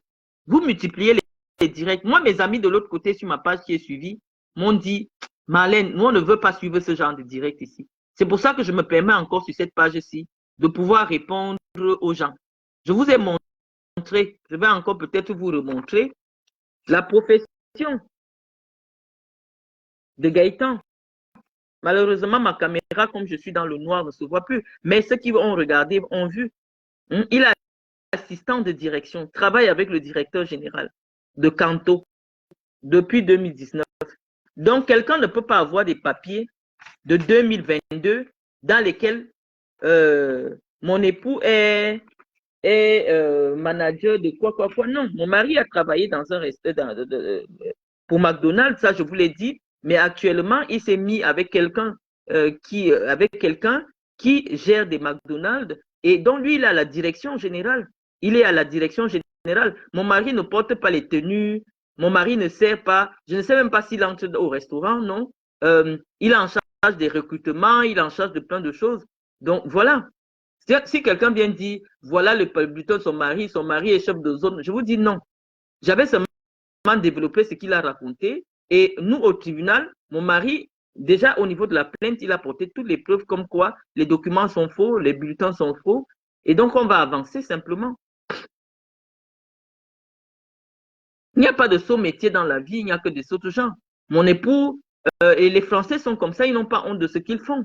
Et donc, ils ne supporteraient même pas que quelqu'un se batte pour contredire ce qu'il est. Il va vous dire, vous demandez à Gaëtan qu'est-ce qu'il fait, il vous dira, je suis assistant de direction. Je suis assistant de direction Il ne vous dira jamais, voilà, je suis ingénieur. Jamais de la vie. Personne, vous m'écoutez, vous me lisez. Je n'ai jamais dit que j'ai épousé mon mari ingénieur. Je vous ai dit la scolarité de mon mari aujourd'hui est au-delà de la scolarité de quelqu'un qui a fait des bacs plus 5. Donc, pourquoi j'aurais honte des études de mon mari? Je vous ai posé même le bac de mon mari. Je pourrais vous poser tous ces diplômes. Moi, je suis fier de lui, je suis fier de ce qu'il fait. Mais les diplômes, les documents, l'objet de notre plainte n'ont jamais été en notre possession. Et je reparle comme ça parce que je sais que l'enquêteur écoute mon direct. Nous nous plaignons de la publication des documents que nous, on n'a jamais eus. Des documents que nous n'avons jamais produits, qui ne peuvent pas être à notre disposition. J'ai monté un bout du contrat de mon époux avec Kanto depuis 2019. Et donc, quelqu'un se présente avec un débutant de salaire de 2022 de Vigne Dorée. Nous, on dit non, c'est pas possible qu'on puisse avoir un tel document. Tu ne peux pas être employé d'une entreprise et tu as les bulletins de salaire d'une autre entreprise. Il y a un problème. Et donc, l'enquêteur doit trouver à quel niveau est le problème. Quelqu'un ne peut pas travailler pour la CATV, mais ses bulletins de salaire sont écrits Canal 2. C'est vrai que c'est le même métier, mais ce n'est pas la même société.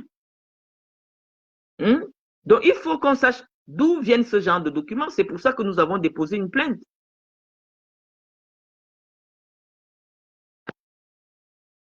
Oui, on m'a toujours dit que... Et je crois que Kikinet a eu un problème psychologique. Il faut voir, il marche un peu sa langue sur le côté. Il doit avoir eu un problème avec... un problème mental, un problème avec ses nerfs. C'est pour ça que quand il fait quelque chose, je ne m'attarde pas trop. Mais là, c'est au niveau de la justice où on va nous dire s'il est pénalement responsable ou non. Ce n'est pas notre responsabilité.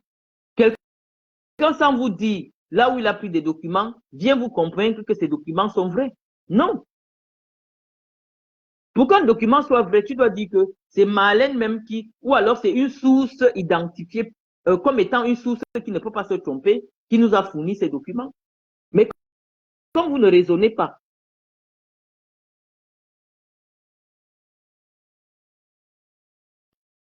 madame, bon, je vais répondre je vais répondre à Belette. Madame, je vous informe qu'il existe des logiciels pour détecter des informations. Il suffit juste de télécharger cette vidéo et en 10 minutes, on sait ce qui est vrai ou pas. Bah, essayez de faire, comme ça vous viendrez nous dire. Parce que nous, on sait que c'est du mensonge. Aucun logiciel, je dis aucun logiciel n'existe pour dire si une information verbale est vraie ou pas. Aucun logiciel. Donc, ça ne sert à rien de venir argumenter sur des choses qui ne sont pas vraies. Ce sont vos documents qu'on a vérifiés. Vous avez vérifié quel document? Je n'ai jamais publié un document dans l'entièreté, en dehors de mon bac. Donc, si tu me dis qu'avec mon bac, tu as vérifié que mon bac est vrai, je dis que mon bac est vrai.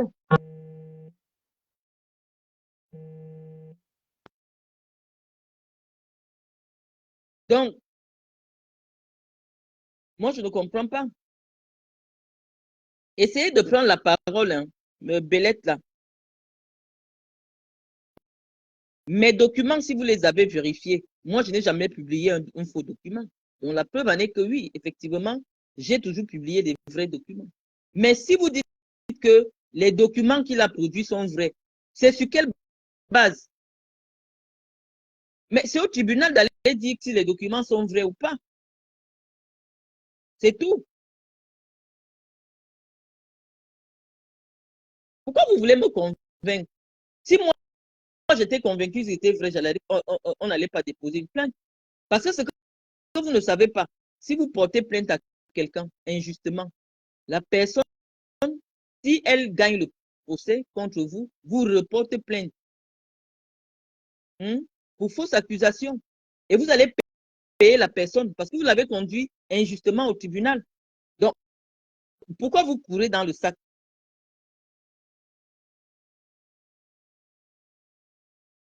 Moi, moi, je ne travaille pas chez McDonald's. Je ne travaille pas chez McDonald's, je suis désolé. Je vous dis, McDonald's est une très grosse boîte qui emploie des ingénieurs, qui emploie des gens du marketing, qui emploie des gens du génie civil.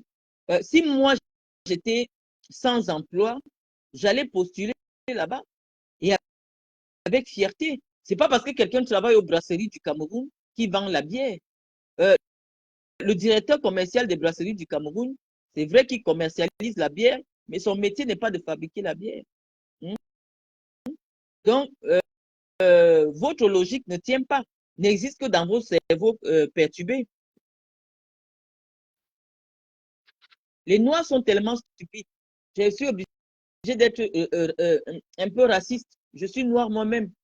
En, en quoi le fait que quelqu'un travaille chez McDonald's, fait de cette personne une personne dont on doit se moquer? Vous êtes des milliers à prendre le chemin du désert pour venir chercher la vie en Europe. Si McDonald's recrutait des immigrés, parce que McDonald's a une politique, c'est difficile quand vous n'avez pas la nationalité française, qu'on vous prenne chez McDonald's, parce qu'eux, ils proposent directement les CDI. Si McDonald's recrutait des immigrés, c'est que ça allait, les immigrés sans papier, c'est que c'est une bouée de sauvetage pour de nombreux jeunes qui prennent la mer pour venir trouver la vie. Lorsque les Blancs vous écoutent, parce que désormais, étant donné que j'ai déposé plainte, les, les, les gendarmes français sont désormais branchés sur vos pages Facebook. Ils se, ils se rendent seulement compte combien un noir, malgré le niveau intellectuel qu'il peut prétendre, est tellement, est tellement bas dans sa tête. Comment tu peux dire que tu te moques de quelqu'un parce qu'il sert des frites chez McDonald's? Il travaille. C'est pas quelqu'un qui est venu profiter qui profite des acquis sociaux. C'est quelqu'un qui paye ses impôts.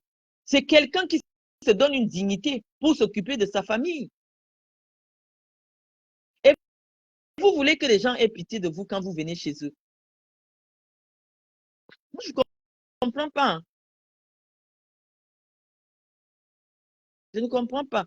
Je veux bien vous prendre, vous qui insistez là, mais je ne comprends pas ce qui ne va pas avec votre... C'est à cause de vous, je n'ai pas encore accroché le direct. Attendez les amis, je suis en train d'essayer de prendre quelqu'un.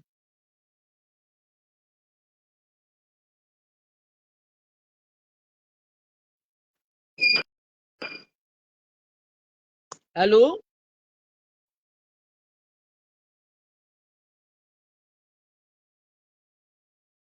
Bah, décidément, on ne va pas vous prendre, madame. On ne va pas vous prendre.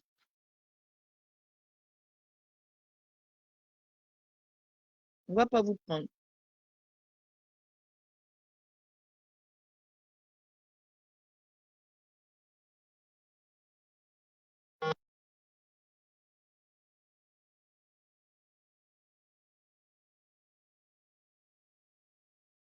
J'essaie de lire vos commentaires.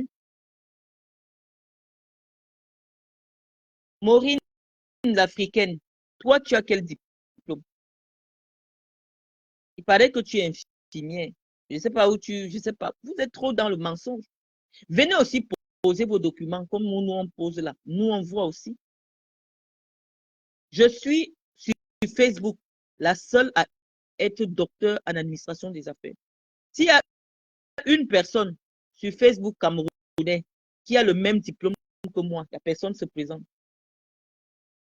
Je suis la seule personne parmi les personnalités qui prennent la parole sur Facebook à être docteur en administration des affaires.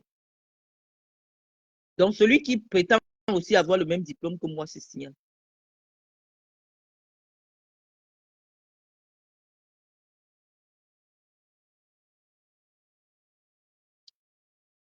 Voilà Cyber Ops qui vous dit que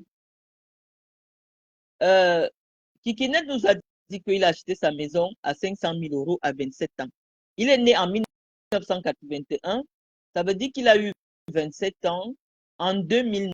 Non, non, en 2008.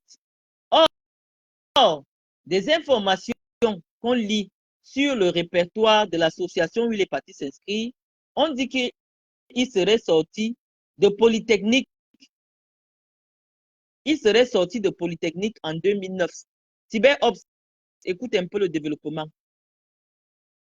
On nous apprend que Kikinet, il dit de sa bouche avoir acheté sa maison à 500 000 euros seul à 27 ans en 2008. Or, il déclare dans le répertoire de l'association qu'il est sorti de Polytechnique en 2009. Est-ce que quand il est sorti de Polytechnique, il avait déjà un CDI de 6 000 euros pour pouvoir acheter une maison sur 25 ans? Je pense que non, ce n'est pas vrai parce que lorsqu'on lit son CV, qu'il lui-même il a publié sur Google, il a toujours fait des CDD, des CDD, des CDD d'un an, un an, un an. À quel moment une banque lui permet d'avoir un crédit de 500 000 euros seul?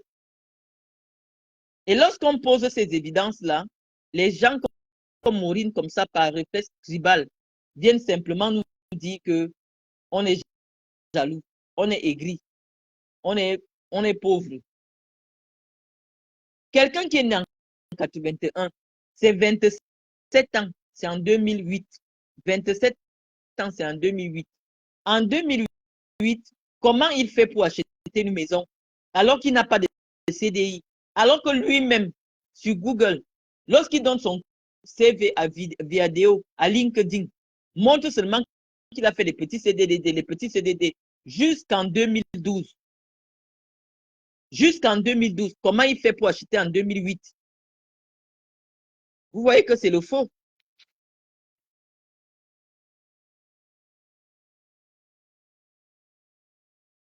Vous voyez que c'est le faux.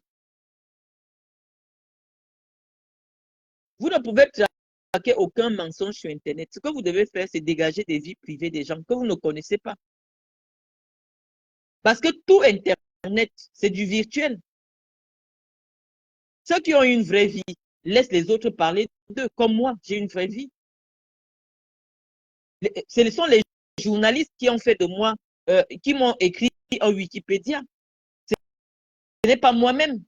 Parce que si c'est moi-même qui écrivais, je n'allais pas aller dire là-bas tout ce qui est écrit dans mon Wikipédia. J'allais enjoliver mon Wikipédia. Donc, quand tu es une vraie personne, les gens ne te laissent même pas faire les directs pour parler de toi. Tu parles de toi. Tu laisses parler de toi. Comme vous faites de moi, là, vous parlez de moi, je vous laisse parler de moi.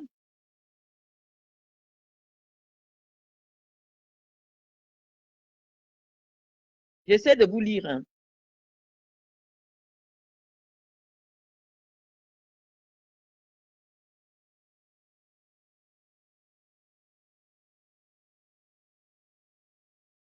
Euh, euh, J'essaie de répondre à vos questions. J'essaie de répondre à vos questions.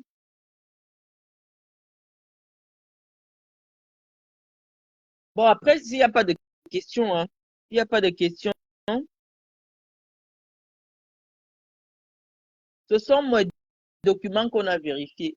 Quand quelqu'un vient d'abord avec un faux profil, il dit des choses. Je vous dis que mon mari a 32 ans. Donc, si on enlève 10 ans à 32 ans, c'est qu'il avait 22 ans il y a 10 ans. Et effectivement, il a travaillé dans plusieurs endroits. Parce que les enfants ici en France commencent à travailler à 16 ans. Et les parents qui veulent éduquer leurs enfants, éduquent leurs enfants à aller travailler pendant les vacances. Donc, c'est normal qu'il ait eu plusieurs emplois, plusieurs choses, plusieurs choses, plusieurs choses. Mais à l'heure actuelle, mon époux est assistant de direction. C'est son métier. Et il vous l'a dit dans une vidéo, il vous l'a prouvé. Et au niveau de la justice, il a fourni tous les documents de sa profession. Je vous ai montré copie parce que je ne peux pas montrer toute la plainte. Je vous ai montré ce qu'il a déclaré au niveau de la plainte contre Kikinet. Et donc, euh, euh, c'est dire, la personne qui va être en son contradicteur doit apporter la preuve que lui, il est serveur de frites. Quelqu'un qui travaille à la direction générale d'une société ne peut pas être celui qui sert les gens. Et même servir, quand, si moi-même j'ai ma propre boîte, si aujourd'hui j'ouvre mon restaurant, ça ne me dérangerait pas de servir. Ça ne me dérangerait pas de prendre un coup de balai, de nettoyer. Mais il ne faut pas mentir sur la profession de quelqu'un et le faire passer pour je ne sais pas quoi. Les, le, mon mari est fier de ce qu'il fait. Son niveau intellectuel exige aujourd'hui qu'il s'occupe de la gestion. Donc, c'est son métier. J'en suis fier. Mais moi, un mari qui fait des directs pour insulter des femmes sur Internet, jamais je ne pourrais être fier d'avoir un tel homme dans ma vie.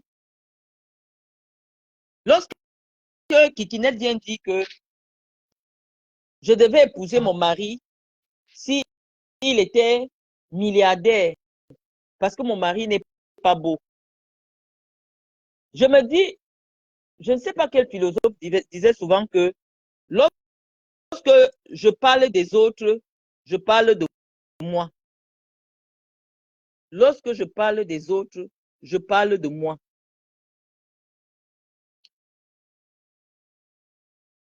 Vous savez,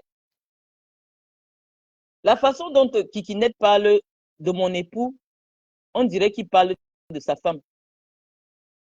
Sa femme n'est pas mannequin. Sa femme vraiment n'est pas belle.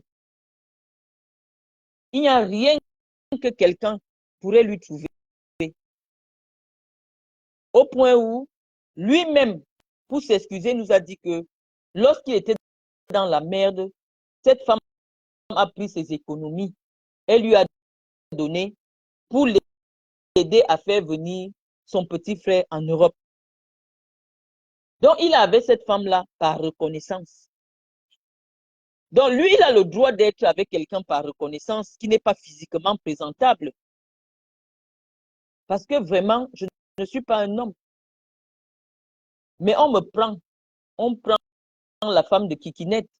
On demande à un Africain, avec des deux femmes-là, avec laquelle aimerais-tu passer une nuit?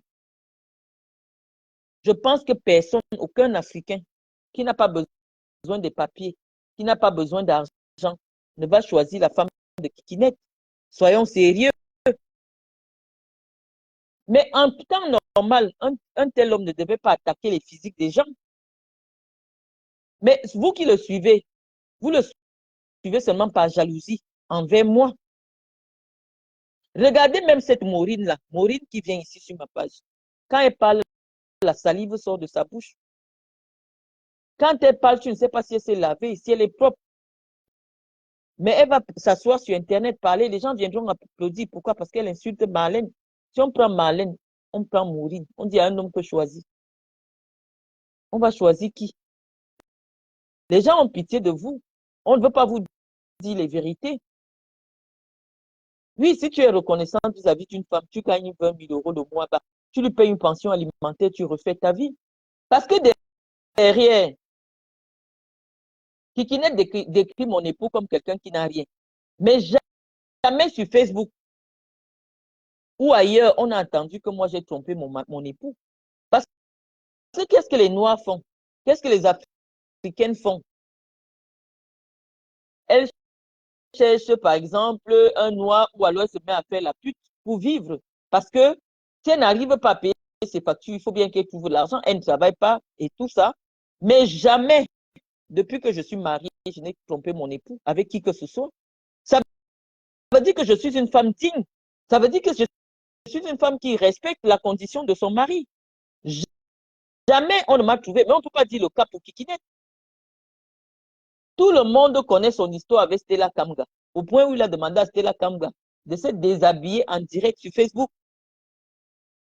Stella Kamga a fait le striptease parce que, comme on insultait que Stella Kamga est laide, il lui a dit montre que tu as des belles formes. La fille s'est déshabillée en direct. aujourd'hui, sa vie est quasiment foutue à cause de cette vidéo de striptease qu'elle a faite.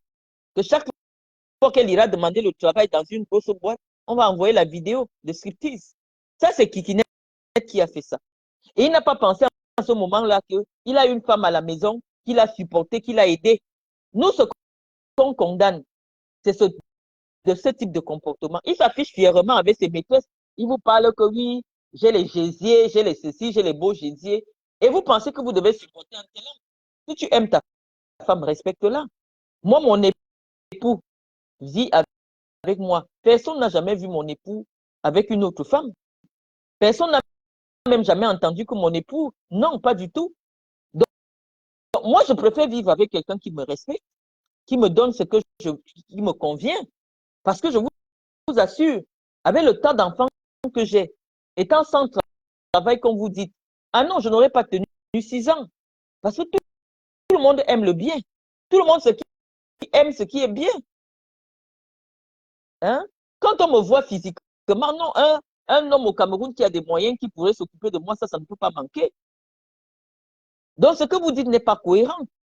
Les Noirs, en général, c'est des gens qui aiment profiter. Les Noirs, en général, c'est des profiteurs. Comme l'autre, il profite de la maison, de la blanche qui les piège gratuitement. Donc, si moi, j'étais une profiteuse, bah, je ne vais pas profiter chez quelqu'un qui n'a rien. On ne profite pas là où il n'y a rien, en fait. Donc, il faut être cohérent dans votre démarche intellectuelle. Soit mon époux n'a rien, et donc je le trompe partout, on me voit travailler, je fais le allô pour joindre les deux bouts, ou alors tous les ministres du Cameroun, là, vraiment, je suis derrière. Ou je suis une femme digne qui gagne sa vie, parce qu'être chef d'entreprise, être présidente d'une association ne fait pas de toi quelqu'un. J'emploie des gens, je vous ai mis les photos de mes employés. J'emploie des gens. Donc, Samuel Eto'o, qui préside une association qu'on appelle FECAFOOT, est au chômage. Hein? Samuel Eto'o, qui travaille à la FECAFOOT. La FECAFOOT, c'est une association. Ça veut dire qu'il est au chômage. Moi, j'ai gagné de l'argent avant de me mettre à mon propre compte. Avant de rencontrer mon époux, j'étais directrice générale de Aspire avec le Qatar. J'ai été présidente de la Fondation du football africain en Guinée équatoriale. J'ai été cadre de la CRTV avant de rencontrer mon époux. Tout l'argent que j'ai gagné, tout l'argent que j'ai gagné, j'ai mis ça dans des comptes bancaires. C'est ça qui me permet aujourd'hui de faire aujourd'hui ce que je veux. Quand on voit Maureen, est-ce que comme je m'habille, la femme d'Anango peut s'habiller comme moi? Non. Là où je dors, est-ce que la femme d'Anango peut dormir là où je dors? Je pense que non. Ou bien la Maureen qui fait les directs sur moi? Non. Vous animez la galerie, les gens viennent vous regarder. Ce n'est pas parce que vous dites est suffisamment important. On vous regarde seulement animer la galerie. Mais il y a une différence de niveau entre vous et moi. Moi, je prends les 500 000, je donne aux jeunes au Cameroun d'ouvrir des entreprises. Ah non, même si c'est comment, je ne peux pas être aussi stupide. C'est-à-dire que ne pas avoir les moyens de payer mon loyer, mais donner des 500 000 aux gens pour créer leur entreprise alors que je n'ai aucune ambition de quoi que ce soit au Cameroun. Donc moi, je ne comprends pas votre logique, votre démarche. On vous dit, venez poser les preuves de vos vies, vous refusez. Mais vous salissez les gens qui ont une vraie vie sur Internet. Tout ce que vous voulez, vous pouvez raconter là tant que vous ne déposez pas vos documents. Moi, j'ai mis le numéro d'immatriculation de notre maison, cette maison où je parle. Ce que vous deviez nous dire, parce que c'est simple, allez à la publicité foncière, vérifiez les numéros de référence de mon titre de propriété et nous dire que c'est faux. Et nous dire que c'est faux. Puisque quand je pose un document, c'est ce document-là que vous devez, quand quelqu'un te donne les numéros de sa propriété foncière, va vérifier si c'est vrai. Ne reste pas sur Facebook pour dire que la personne est en location. Je vous ai dit que la loi en France, quand on réussit même à vous donner même un HLM, au bout de de 2 ans, vous avez le droit d'acheter. Et pour acheter, dès que vous avez seulement l'argent du notaire, c'est-à-dire 20 000 euros, on vous donne la maison. Vous devenez propriétaire de cette maison. Donc, même vous qui êtes dans des HLM, là, si vous ne le saviez pas, vous avez le droit d'acheter votre HLM en France. Et donc, oui, moi, je pense que chacun doit venir poser les références de sa vie, même s'il ne veut pas poser tout le titre, il publie seulement, oui, même le document là, la référence, la référence de, de son titre de propriété. Et on ira vérifier. Parce que c'est ça que tu produis quand tu veux vendre ta maison, pour que la personne vérifie que la propriété est bien ta propriété. Tu ne peux pas avoir un document de la publicité foncière en France avec des numéros que tu ne flûtes pas et quelqu'un vient s'asseoir pour dire que non, tu n'es pas propriétaire. On va débattre de quoi avec vous? Après, vous dites que non, on a vérifié, ce sont vos documents. Vous avez quoi pour vérifier que ce sont vos documents? Laissez la gendarmerie et la police faire leur travail. Si ce que nous réclamons n'est pas établi, bah, la plainte sera classée sans suite. Et le fait de classer une plainte ne veut pas dire que vous ne pouvez pas faire la plainte avec constitution de partie civile directement chez le juge, parce que la condition en France pour faire la plainte avec constitution de partie civile, c'est justement pour qu'il y ait un classement de votre plainte simple. Donc, nous, on connaît toutes les mesures. Et nous disons que même si ça va prendre 5 ans, nous, on va amener Kikinette devant. Parce que ça n'a pas de sens. Mon époux a dit que sa profession, voilà sa profession. Il ne comprend pas pourquoi quelqu'un utilise sa photo sur Internet en le faisant passer pour un serveur McDonald's. Donc, il a déposé une plainte. Il ne comprend pas comment quelqu'un a des bulletins de salaire qui ne sont pas à lui. Il a déposé une plainte. Et attendons la suite.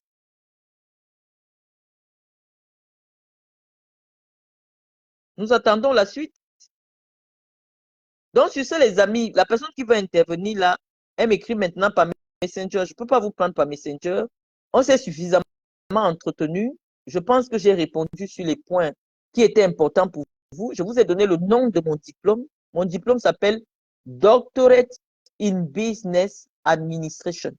Donc, si quelqu'un vérifie ma référence sur des doctorats PhD, il ne va jamais avoir une réponse parce que je n'ai pas un doctorat PhD d'une université française. J'ai un doctorat en administration des affaires appelé DBA. Voilà, donc je vous envoie encore faire les vérifications et vous venez nous montrer. Et je vous ai dit tout mon nom. Donc n'écrivez pas pour avoir le diplôme de Marlène Mvutu. Même l'office du bac va vous dire que non, on ne connaît pas Marlène Mvutu. Je vous ai donné tout mon nom. Sur Google, vous pouvez trouver tout mon nom sur Wikipédia et avec ma date de naissance. Donc vous avez toutes mes références.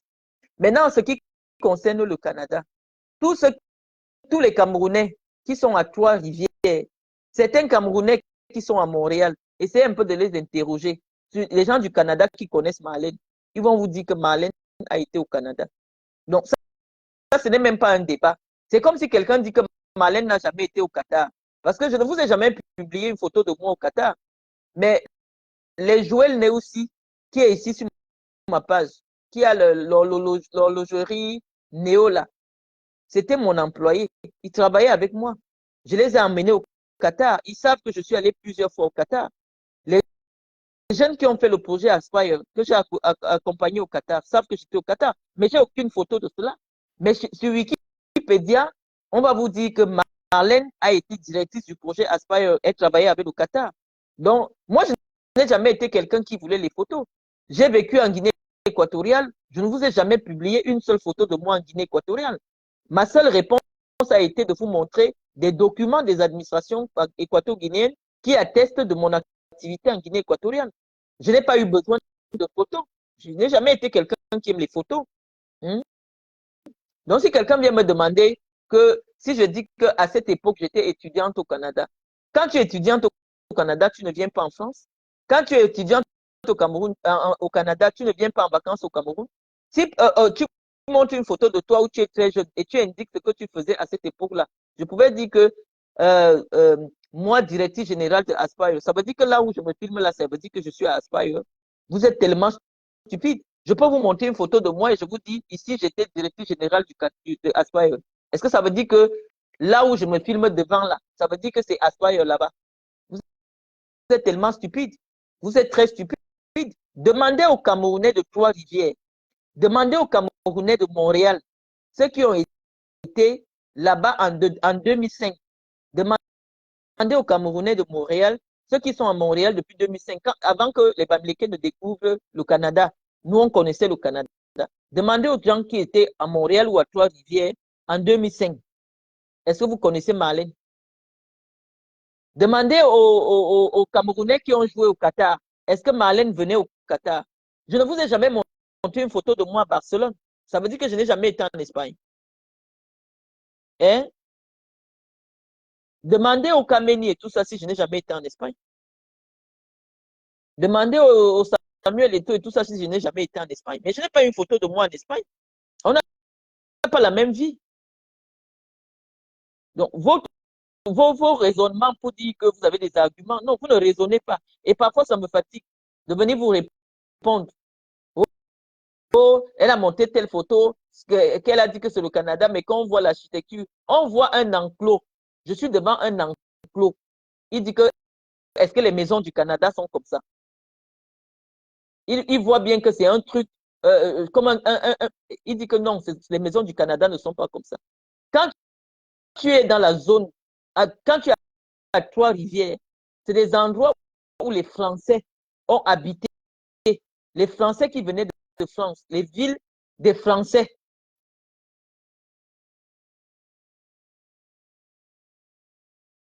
Et ils ont ramené leur architecture. Vous n'avez aucune culture. C'est les Français qui avaient quitté la France pour aller s'installer dans la zone francophone du Canada. Ils avaient ramené leur architecture. Tu es libre de construire ta maison comme tu veux. Il y a des gens qui construisent des maisons en France. Tu as l'impression que c'est une maison de l'Italie. Il y a des zones en Chine où les Français, les Chinois construisent comme des maisons françaises. Tu fais la photo là-bas, on croit que tu es en France. Est-ce que ça, c'est un argument qui tient la route? Il y a des gens au Cameroun, ils ont des maisons, tu crois que tu es dans les manoirs aux États-Unis. Est-ce que c'est une raison? Que regarder le style de la maison? Non. Mon parcours, les gens qui me connaissent, que ce soit sur Wikipédia, que ce soit, ils vont vous dire que Marlène a été au Canada. Marlène a déjà été au Canada, mais je n'ai pas de photo de cet endroit-là. J'ai déjà été au Qatar, mais je n'ai pas de photo. J'ai déjà été en Belgique. Tous les Camerounais de Belgique savent que je venais en Belgique tout le temps, mais je n'ai jamais eu, je n'ai pas une photo de moi en Belgique. Je suis venu voir l'ambassadeur Mpaye en Allemagne. J'ai été en Autriche avec lui. Je n'ai pas de photo de moi avec l'ambassadeur, M. Mpaye. Mais tous ceux qui travaillent à l'ambassade du Cameroun en Allemagne savent que Marlène est venue là-bas. Mais je n'ai pas de photo. Donc ça n'a pas de sens de demander à quelqu'un de vous justifier sa vie en fonction des photos. Ça n'a pas de sens. On demanderait alors les photos sur tout. Donc, moi, je ne fais pas de photos. Je ne trouve pas nécessaire. Je suis venu plusieurs fois aux États-Unis. Moi, j'aime filmer les coins, j'aime filmer les sacs. Je me vois pas en train d'aller à Times.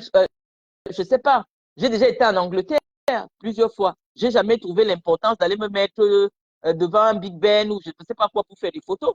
Non, je ne trouve pas l'intérêt. Je ne trouve pas l'intérêt. C'est peut-être maintenant, comme les réseaux sociaux le prouvent, non. Nous, on a vécu à une époque où on avait une vraie vie. On n'avait pas besoin de preuves pour venir montrer aux gens sur les réseaux sociaux. Donc, vous allez dire que je n'ai jamais été au Qatar. J'ai été dernièrement, quand j'étais au Cameroun, j'ai fait un voyage en Algérie. Est-ce que vous m'avez vu avec les photos dans la rue en Algérie? Hein? Ça veut dire que je n'étais pas en Algérie. J'étais en Algérie. Je suis venu à Abidjan. Est-ce que vous m'avez vu devant la statuette devant devant la statuette commémorative de DJ Arafat pour prouver que je suis à Abidjan? J'étais dernièrement au Niger. Est-ce que vous m'avez vu dans les rues du Niger? C'est quoi votre histoire?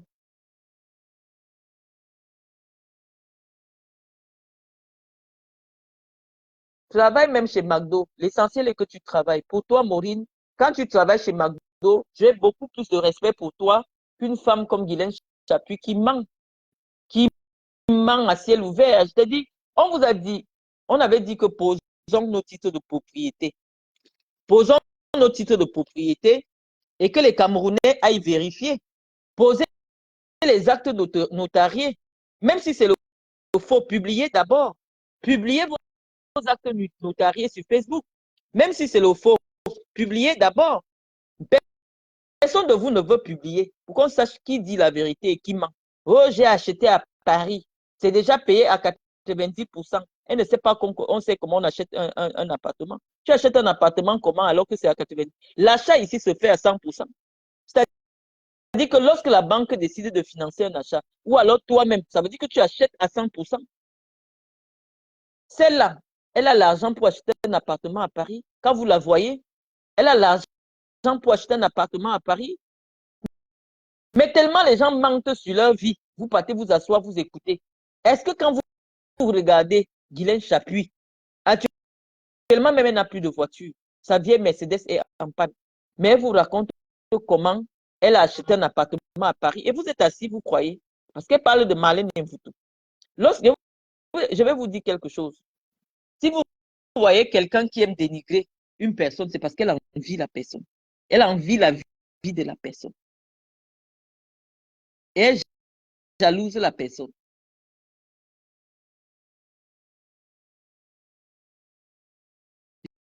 J'ai une question. Quelles sont les matières auxquelles vous avez étudié? J'ai étudié le droit. J'ai fait la faculté de droit. J'ai fait du marketing. Donc, voilà.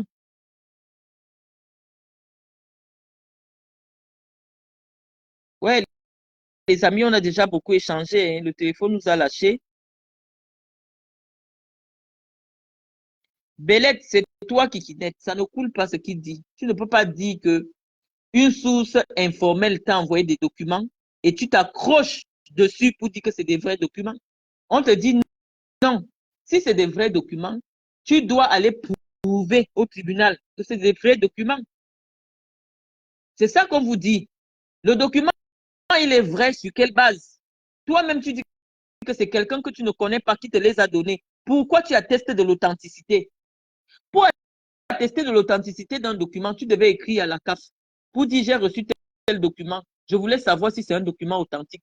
Et que la personne te dise que oui, ça c'est un document authentique de la CAF. Tu dis que le document, il est vrai sur quelle base? Hmm?